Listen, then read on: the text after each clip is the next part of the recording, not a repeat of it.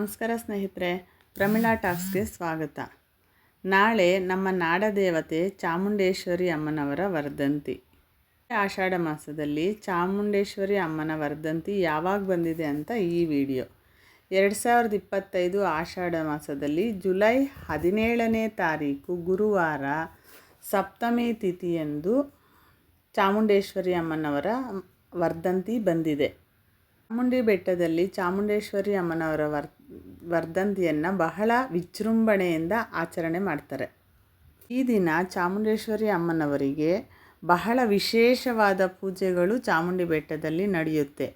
ಅಸಂಖ್ಯಾತ ಭಕ್ತರು ನಾಳೆ ಅಮ್ಮನವರ ದರ್ಶನವನ್ನು ಮಾಡ್ಕೋತಾರೆ. ಮಂಗಳವಾದ್ಯಗಳ ಸಮೇತ ಅಮ್ಮನವರಿಗೆ ಅಷ್ಟೋತ್ತರಗಳು ವಿಶೇಷವಾದ ಪೂಜೆಗಳು ನಡೀತವೆ. ಚಾಮುಂಡೇಶ್ವರಿ ಅಮ್ಮನವರ ವಿಗ್ರಹವನ್ನು ಚಾಮುಂಡಿ ಬೆಟ್ಟದಲ್ಲಿ ಪ್ರತಿಷ್ಠಾಪನೆ ಮಾಡಿದ ವಾರ್ಷಿಕೋತ್ಸವದ ಸಂಕೇತವಾಗಿ ಕೂಡ ಚಾಮುಂಡೇಶ್ವರಿ ಅಮ್ಮನವರ ವರ್ಧಂತಿಯನ್ನು ಪ್ರತಿ ವರ್ಷ 17ನೇ ತಾರೀಕು ಆಷಾಢ ಮಾಸದ 17ನೇ ತಾರೀಕು ಆಚರಣೆ ಮಾಡ್ತಾರೆ. ಚಾಮುಂಡಿ ಬೆಟ್ಟಕ್ಕೆ ಹೋಗಿ ಚಾಮುಂಡೇಶ್ವರಿ ಅಮ್ಮನವರನ್ನು ದರ್ಶಿಸೋದಕ್ಕೆ ಆಗಲ್ಲ ಅಂತಂದರೆ ಮನೆಯಲ್ಲೇ ಅಮ್ಮನವರ ಫೋಟೋ ಅಥವಾ ವಿಗ್ರಹವನ್ನು ಇಟ್ಕೊಂಡು ವಿಗ್ರಹಕ್ಕೆ ಅಭಿಷೇಕವನ್ನು ಮಾಡಿಕೊಂಡು ಹೂವು ಅಕ್ಷತೆಗಳಿಂದ ನೈವೇದ್ಯವನ್ನು ಇಟ್ಟು ಧೂಪದೀಪಗಳಿಂದ ಅಮ್ಮನವರನ್ನು ಪೂಜೆ ಮಾಡ್ಕೋಬಹುದು. ಎಲ್ಲದ ಅಚ್ಚಿನ ಮೇಲೆ ತುಪ್ಪದ ದೀಪವನ್ನಿಟ್ಟು ದೀಪವನ್ನು ಹಚ್ಕೋಬೋದು. ಅಥವಾ ತಂಬಿಟ್ಟಿನ ದೀಪ ಕೂಡ ಬಹಳ ಶ್ರೇಷ್ಠ ಅಮ್ಮನವರಿಗೆ. ಅಥವಾ ಯಾವುದಾದ್ರೂ ದೇವಸ್ಥಾನಗಳಲ್ಲಿ ಅಮ್ಮನವರ ಹೆಸರು ಹೇಳಿಕೊಂಡು ನಿಂಬೆಹಣ್ಣಿನ ದೀಪವನ್ನು ಹಚ್ಕೊಂಡ್ರೆ ಬಹಳ ಶುಭ ಫಲ. ಮನೆಯಲ್ಲಿ ಪ್ರಸಾದಕ್ಕೆ ಬೆಲ್ಲದನ್ನವನ್ನಾಗಲಿ ಅಥವಾ ಮೊಸರನ್ನವನ್ನಾಗಲಿ ಮಾಡಿಕೊಂಡಿಟ್ರೆ ಅಮ್ಮನವರಿಗೆ ಬಹಳ ಶ್ರೇಷ್ಠ. ಕೆಂಪು ಹೂವುಗಳು ಮತ್ತು ಮಲ್ಲಿಗೆ ಹೂಗಳಿಂದ ಅಮ್ಮನವರನ್ನು ಅಲಂಕಾರ ಮಾಡಿಕೊಂಡು ದೀಪಗಳನ್ನು ಇಟ್ಕೊಂಡು ನೈವೇದ್ಯವನ್ನು ಇಟ್ಕೊಂಡು ಅಷ್ಟೋತ್ತರಗಳನ್ನು ಹೇಳಿಕೊಂಡು ಕುಂಕುಮಾರ್ಚನೆಯನ್ನು ಮಾಡ್ಕೊಳ್ಳಿ.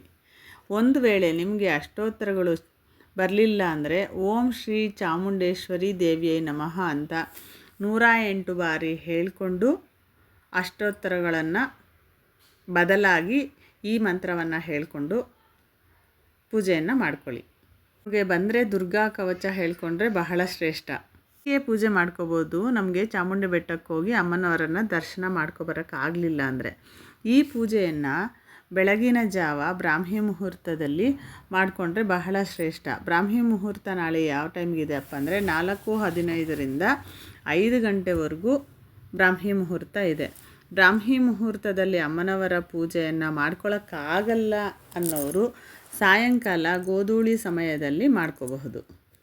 ಅಮ್ಮನವರಿಗೆ ತುಪ್ಪದ ದೀಪಗಳಲ್ಲಿ ಪಂಚಾರತಿ ಮಾಡಿದ್ರೆ ಬಹಳ ಶ್ರೇಷ್ಠ ಮತ್ತು ಶುಭ ಫಲ.